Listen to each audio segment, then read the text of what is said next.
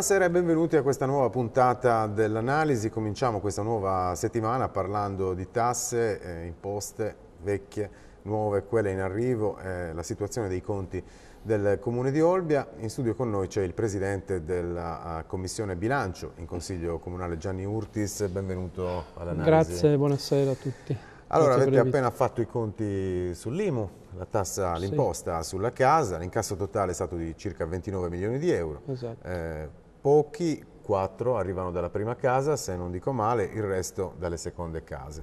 Il che ci dice che Olbia ha una quantità di seconde case piuttosto rilevante. Era previsto questo dato? Sì, si tratta di seconde case e di tutte le altre tipologie di immobili, dai immobili commerciali agli immobili industriali, immobili agricoli anche, non dimentichiamo quello, perché anche l'IMU si paga anche sugli immobili agricoli, ad uso agricolo. Sì, in totale Olbia ha dato circa 29 milioni di euro, di cui 3 milioni e 9, quasi 4 dalla prima casa. Il Comune di Olbia ha incassato da questo 16 milioni e mezzo, circa, 16,4, questi sono i dati all'inizio di febbraio, perché l'altra parte, la parte rimanente, è data allo Stato, al governo. Però si è detto in campagna, sono 16 milioni, abbiamo detto non sono neanche pochissimi, insomma, comunque sono una cifra.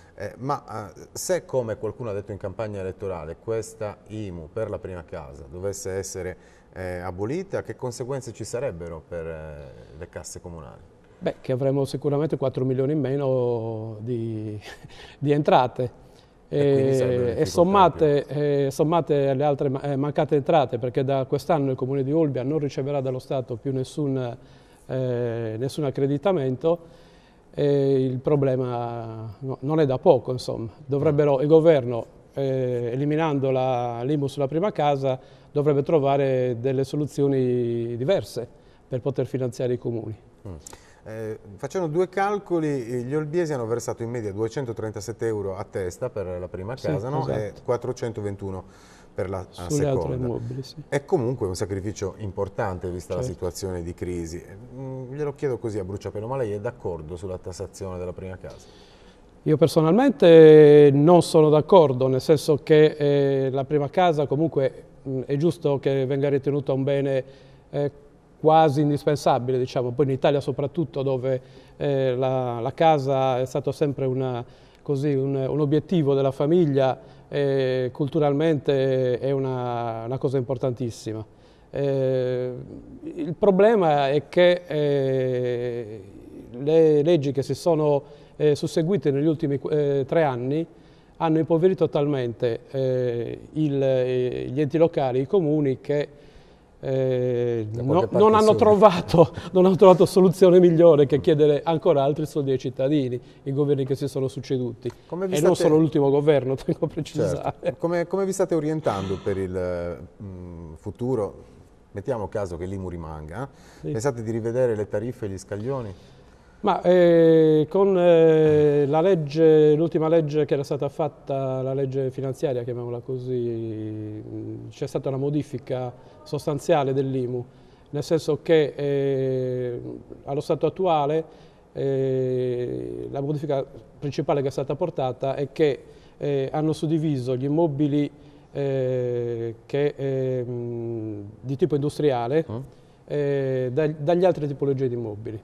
Nel senso che gli immobili di classe D cosiddetta, che sono i capannoni e tutti gli immobili aziendali di produzione, l'IMU di quella tipologia andrà tutta quanta allo Stato. Okay. Abbiamo fatto un calcolo che si tratta di circa 5 milioni e mezzo qua ad Olbia. Nel 2012 la metà di questi entravano al Comune.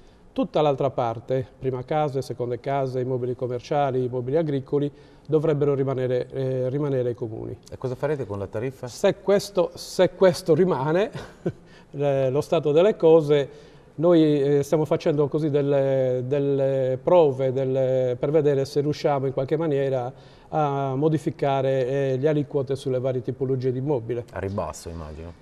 Alcune sì, alcune no, perché ovviamente bisogna comunque arrivare a quell'importo che il governo ci riconosce, che varia da questi 16 milioni e mezzo ai 18 circa. Per cui l'idea che con l'assessore, con l'amministrazione generale stiamo portando avanti anche è quello di vedere se c'è la possibilità di abbassare leggermente l'aliquota sulla prima casa, riconoscere in parte quelle facilitazioni, ad esempio, che l'ICI dava sugli immobili dati in incomodato ai figli, incomodato gratuito ai figli, e poi rivedere la situazione sulle seconde case. Le seconde case sono un bene fra virgolette superfluo, quindi loro vista la potrebbero pagare di tipologia, più. loro potrebbero pagare di più. Se le cose rimangono come sono oggi, se poi l'IMU sulla prima casa viene abolita, lì allora bisognerà rivedere un po' tutta la situazione. Dunque, stiamo parlando di tasse, forse non tutti sanno che ne sta arrivando una nuova, molto temuta, che potrebbe produrre qualche mal di pancia diffuso. La TARES si chiama e assorbe i rifiuti, ma non solo, anche l'illuminazione, la manutenzione delle strade e altro. Sappiamo per ora che sarà molto più salata della TARSU. Sappiamo già in quale misura? Dunque, la TARES è una tassa completamente nuova rispetto alla vecchia TARSU, per cui la sua composizione è assolutamente diversa.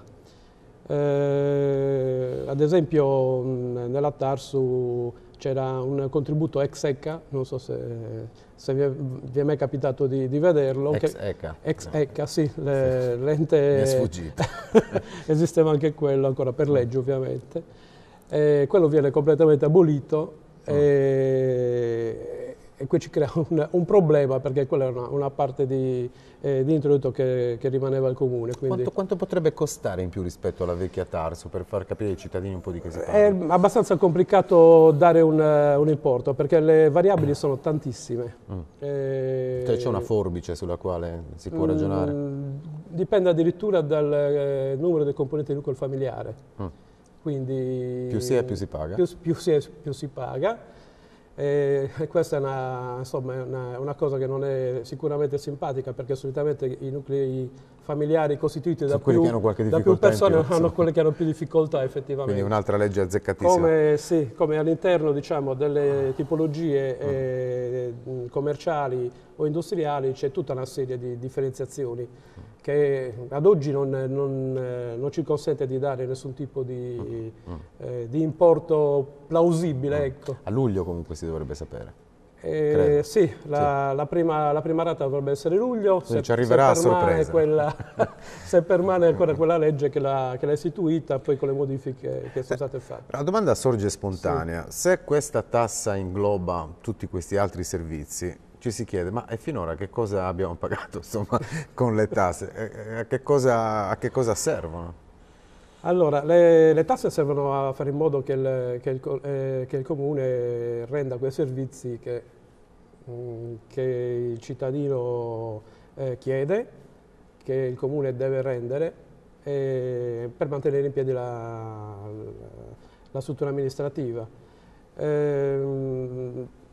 Abbiamo pagato parte degli asili nido, abbiamo pagato parte delle mense scolastiche, abbiamo pagato la manutenzione delle scuole, abbiamo pagato la manutenzione delle strade quando è stato possibile farlo, abbiamo pagato tutti quei servizi di illuminazione, le telecomunicazioni, diciamo che le tasse comunali servono a queste cose qua. Quindi si suppone che una volta che il cittadino di Olbia pagherà la TARES avrà la città ben illuminata e con le strade assolutamente perfette. Assolutamente a posto.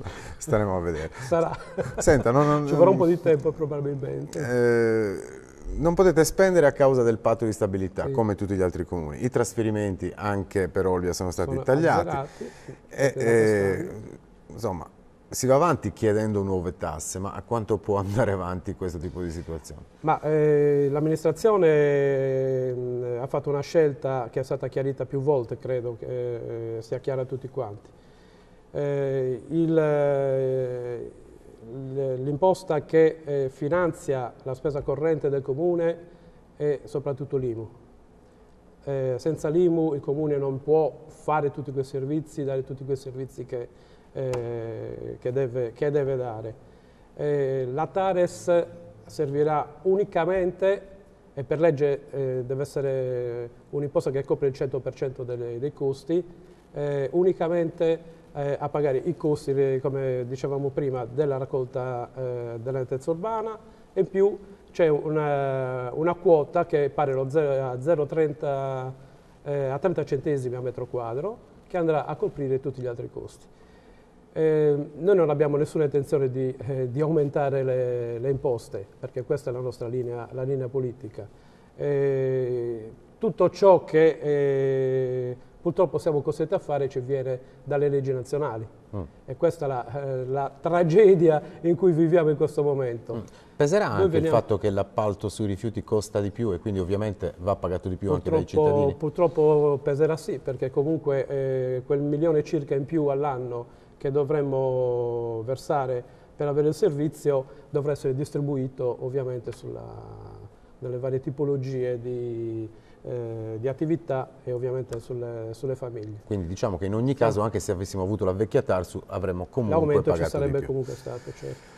Le faccio un'ultima domanda che riguarda... Della causa maggiore, tengo a precisare, il costo dell'appalto, che a Olbia è così alto, non per una scelta nostra, ma anche in questo caso ci è arrivato per una gara che era stata avviata circa un anno e mezzo prima che noi prendessimo possesso dell'amministrazione. Ultima domanda in 30 secondi, voi che insomma setacciate un po' tutti i conti della macchina comunale, c'è un punto critico che la preoccupa maggiormente? Qual è il problema maggiore oggi?